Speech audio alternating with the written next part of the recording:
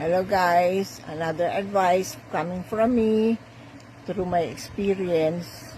So, doon pa rin tayo sa topic na ano ba yung mga pwede natin gawin para makasik ng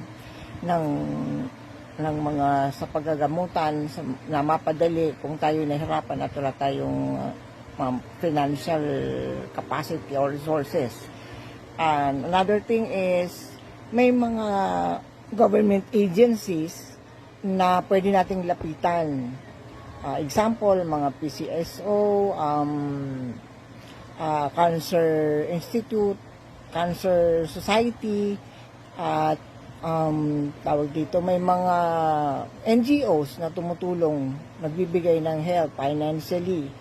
Tapos guys, ang cancer ngayon ay pwede nang i-avail ng PWD ID. So baka para maka-discount tayo ng 20% sa hospital, sa mga doctors, sa mga medicines natin. Pwede tayong mag-avail yan, mag-apply tayo sa local government. So another thing is yung mga LGUs natin, yung mga mayor, congressman, lapitan natin. So, yun muna ulit guys, at lagi tayong kinakapos sa oras. Ang dami ko pang pwedeng i-discuss sa inyo. So, next time, yun lang muna guys, and goodbye ulit.